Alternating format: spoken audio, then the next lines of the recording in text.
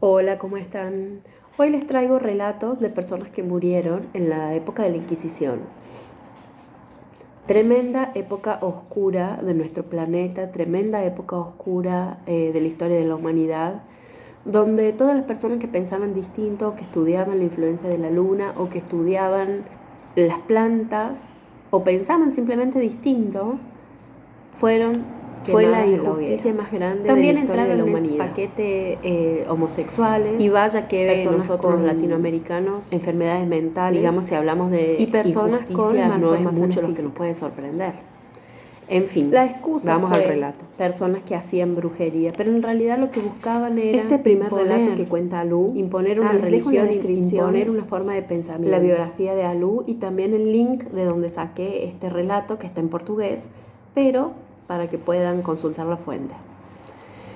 Este relato es de una sacerdotisa que vivía en la época de lo que sería hoy Suiza, corría aproximadamente el año 1700, y ella ya estaba terminando su ciclo de encarnaciones cuando vivía con su madre y preparaba pociones, ungüentos para curar a la población. En realidad ella encarna con esta misión de recopilar todo lo que son recetas y hace como una previa para lo que sería la medicina tradicional posteriormente.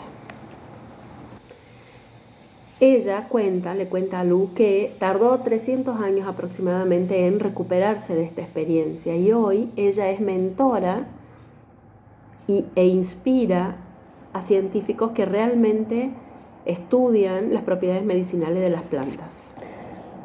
Cuenta ella que no tenía conocimiento de quién era Jesús ni la Iglesia Católica, todas esas cosas no habían llegado en esa parte de Europa todavía.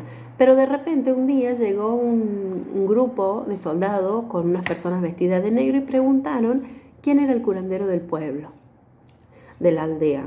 Por supuesto que en la inocencia los vecinos le apuntaron su casa, que ella vivía ahí con su mamá. Esta gente llegó, le preguntó si ellas hacían eso, si curaban y hablaban en otro idioma. Dice ella, no entendía lo que me decían. De repente empezaron a gritar, nos ataron, nos amordazaron con mi mamá. No sabíamos de qué estábamos siendo acusadas, no sabíamos qué malo habíamos hecho. Trataba de pensar yo en mi cabeza, decir, ¿qué hice para qué hice de malo para que me traten de esta manera? Directamente las ataron, las amordazaron, las metieron en prisión, las acusaron de cosas que no entendían ellas qué era, porque aparte hablaban otro idioma, y fueron condenadas y quemadas. Cuenta esta sacerdotisa que ella estaba paralizada, pasmada, no salía de su asombro y tampoco entendía bien lo que pasaba. En el momento que el cuerpo de ella empieza a prenderse fuego, dice que en ningún momento sufrió dolor, en ningún momento sufrió nada, porque ahí nomás ella vio que gente la estaba ayudando a salir y la ayudaba a ella y su mamá a salir del cuerpo, lo cual reforzó su falta de entendimiento. Estaba totalmente pasma porque, claro, si bien ella venía con una preparación espiritual para esa tarea, pero cuando uno nace en la tierra se olvida de todo. Por lo tanto, ella nunca había escuchado hablar de espíritus, de colonias espirituales, de espíritus de luz, de nada. Ella no reaccionaba, no, estaba totalmente pasma, así que bueno, se dejó conducir a la colonia de luz.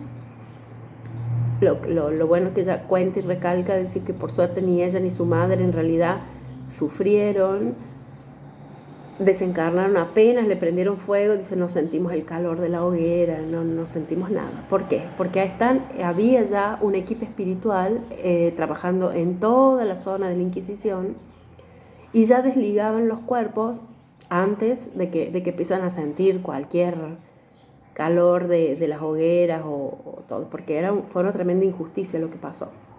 Entonces la misericordia divina había mandado a desligar a todo el mundo antes de que sufriera. Por lo tanto, esto nos da la pauta de que casi nadie que fue quemado en la hoguera realmente lo sufrió, o lo puede haber sufrido un poquito mientras gritaba, mientras estaba atado, o sea, toda esa agonía previa sí, pero no sufrieron realmente los dolores de las quemaduras.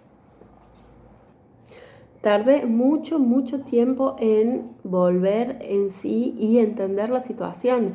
En las colonias espirituales, contaba ella, me hablaban de que Dios era misericordia, Dios era amor, pero ¿por qué me había mandado a matar? ¿Qué había hecho yo para que este Dios, que es tanto amor y tanta misericordia, me mandase matar? Y dice, en mi cabeza yo no podía separar lo que era la verdadera historia de Dios y de Jesús con las acciones de los hombres. Me costó mucho entender que son dos vías separadas. Ella todavía no volvió a la tierra, como les dije recién, se dedica a inspirar científicos que estudian realmente las propiedades medicinales de las plantas, pero no volvió a reencarnar en la tierra. Este relato me trae como una reflexión importante, ¿no es cierto? Me gustó mucho y me caló hondo porque en realidad hasta hoy todo lo que es tema curación, medicina natural, es perseguida. De hecho, le pasó hace poco al colombiano Frank Suárez, que amaneció suicidado y dicen que tenía la cura del cáncer. Nunca lo sabremos. Así que seguimos, 300 años después de toda esta historia, seguimos con la persecución a las personas que curan, que realmente curan y son capaces de enfrentar a la industria farmacéutica. Entre varios relatos que hace Alú de este tema, ¿no es cierto?, yo rescato otro acá que es de parte de un inquisidor.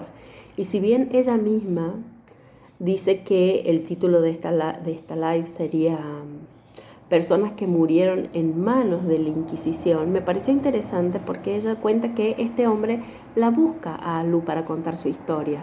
Él quería que se supiese también el otro lado de la campana. Y me pareció interesante.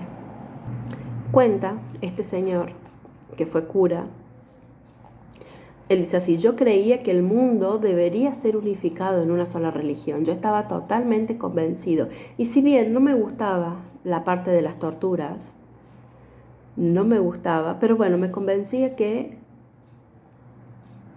cuando estuviese todo finalizado, el mundo sería mejor. Que los fines justifican los medios. Cuando desencarné, cuenta él, mi alma quedó vagando. Yo no sabía que estaba desencarnado. Yo no conocía nada de la espiritualidad y si había vida después de la muerte. No conocía nada. Quería hablar con las personas. Hablaba con uno, hablaba con mi tío, hablaba con colegas. Nadie me llevaba la punta. Era como si no me vieran. No sabía que estaba muerto. Lo recalca varias veces.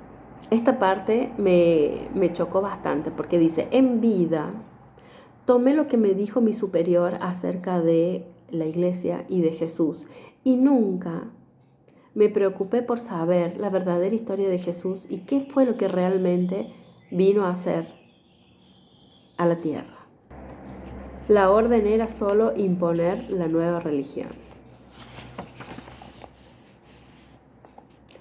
No sabe el tiempo que quedó perdido hasta que en un momento vi un ser de luz. Me llamó la atención. La persona brillaba todo su contorno. Yo estaba muy cansado ya, no entendía nada, estaba agotado y bueno, le pregunté si él me podía ver porque yo hasta ahora solamente me había topado con personas que no me podían ver. De hecho sí, me invitó a tomar un té. Y yo estaba tan cansado y agotado que no cuestioné nada. Directamente me entregué a sus cuidados. Me llevó a un hospital, me recuperé. Y al llegar a la colonia de Luz, me encontré con todas esas personas que yo había matado o que había entregado a la Inquisición. Pero se llevó una gran sorpresa porque ellos sí conocían a Jesús y yo no conocía a Jesús, cuenta. Entonces todos me abrazaron y me perdonaron. Increíblemente, de manos de mis víctimas conocí a Jesús y conocí el amor incondicional. Descubrí que ya estaba desencarnado hacía más o menos 50 años. 50 años había estado vagando por la superficie de la tierra y nadie me hablaba y yo me había acostumbrado a esa situación. Este hombre cuenta también que ya después de eso él reencarnó, fue cura de nuevo. Era un cura que hablaba muy fervientemente de Jesús y del amor incondicional y bueno, por eso también fue muerto de nuevo, por la misma causa. O sea que la encarnación esta de la Inquisición no es la última la que él cuenta, sino la anterior. Y bueno, y que él le debe a todas sus víctimas, él se siente la deuda con todas sus víctimas y se está preparando de nuevo para volver también como tal, dice él, no en una religión, pero sí como espiritualista para seguir difundiendo la verdadera palabra de Cristo. Y este relato me deja como